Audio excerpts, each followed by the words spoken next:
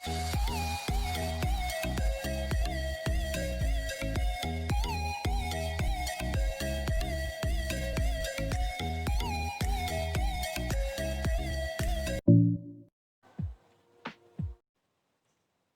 tu te che bai vek ule ton tum kan video chuan PM Kisana in register nima sela voini thum vel chu PM Kisan la a anu a PM Kisan paisa dong thei to lo tele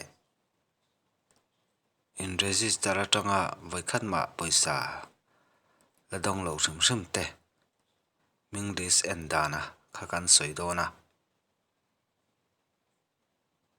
ka channel lo clear tu jong jong te min lo subscribe saka min lo like sakzel turin kan som tak meu chu ani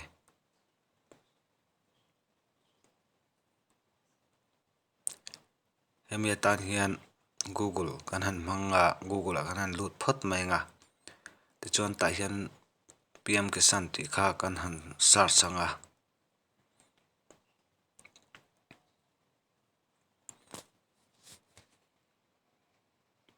tiang hian lo lang ta a ti chuan PM Kisan a hian kan han click anga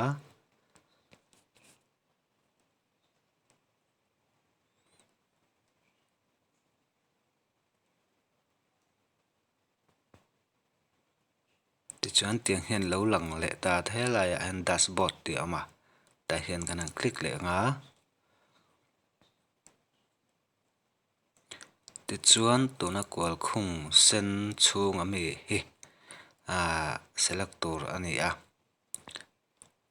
coming te district le sub district ka tiang select na khani a ta hianin kan han select anga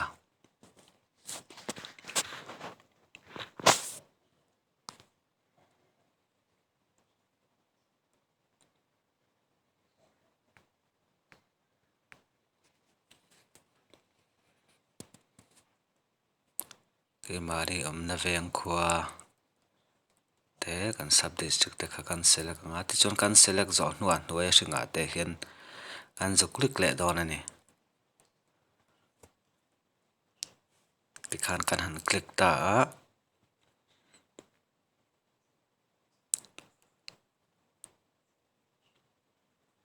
tiang hian lo lang ta helai a hianin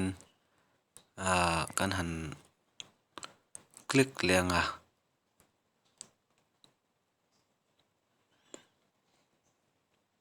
ti chuan tiang hian lo lang ta a tunah hianin adong to si ma se lak chhun jom tur nei lo te kan han en masa anga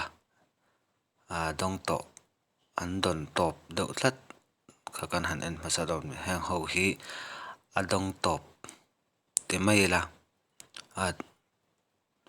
dong le to lo te ma lo dong si khang ho li sakha ni a ti chuan tuna mi kan en le tura hi in register ve si ma se vai khat ma PM Kisan la lo te ani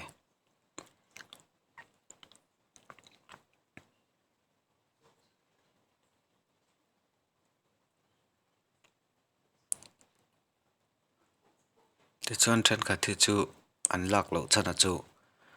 an mani